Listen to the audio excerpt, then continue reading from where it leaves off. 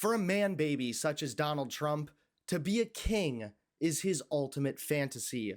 To have the greatest control, to be able to force anyone to be loyal to him. However, America does not take kindly to kings. And now Trump is seething as the Walton family dropped a surprise bombshell on Trump and MAGA. How's it going, everybody? Hunter Avalone here with Occupy Democrats. Welcome back to another video. Now, it's no secret that Trump wants to be a king, but the method he's using is incredibly concerning. In order to be the ultimate ruler, Trump has to consolidate power.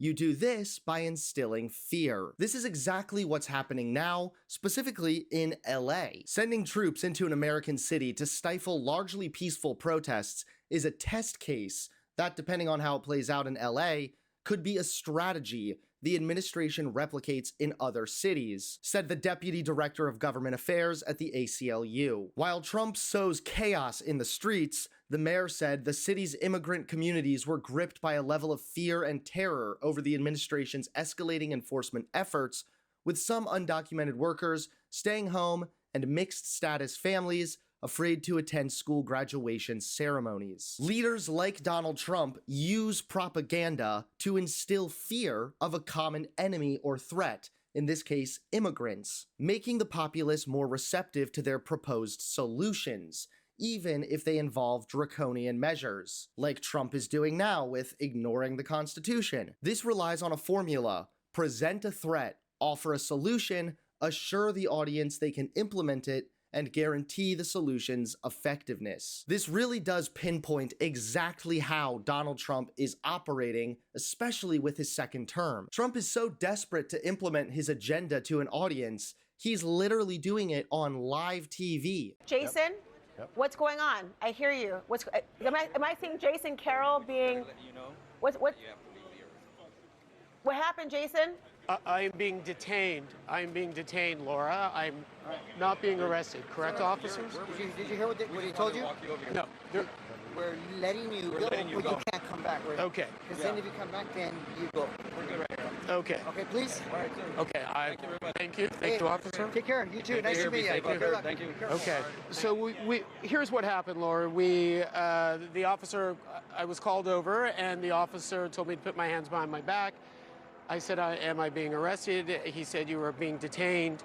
I was walked out of the area. They took down my information. Oh, I'm losing his IFB right now. I can't hear you, Jason. But now Trump has been blindsided by the Walton family dropping a surprise bombshell. That's right, Trump's goal of being the king may just have to wait. Take a look. Just days before Donald Trump's birthday celebration, complete with a military parade in Washington, D.C., the Walton family just dropped a political bombshell. Christy Walton, billionaire heiress to the Walmart fortune, funded a full-page ad in the New York Times calling for Americans to rise up, not with violence, but with civic action. The ad promotes No King's Day, a nationwide protest movement taking place on June 14th, the same day Trump plans to roll tanks through the National Mall for his birthday. The message?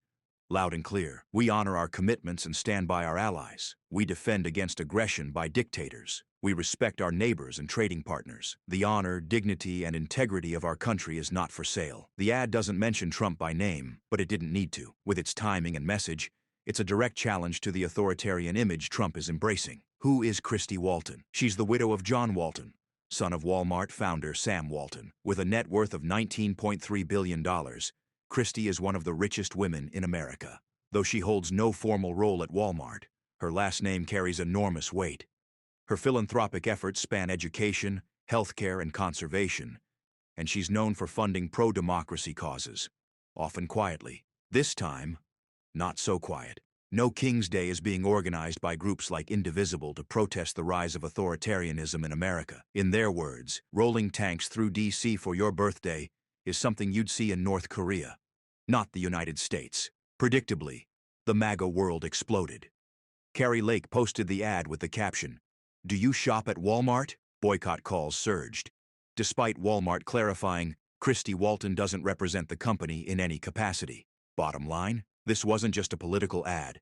It was a declaration. A billionaire from one of the most iconic American families just told Donald Trump, "You may want to be king, but this is still a democracy." This is excellent. Of course, you love to see this kind of stuff. You love to see billionaires literally standing up against Donald Trump, the most out of control billionaire of them all. Of course, MAGA is angry about this, but then again, MAGA is always angry. At the end of the day, Donald Trump might want to be a king. He might want to be a dictator, but America has already said no to dictators and kings time and time again.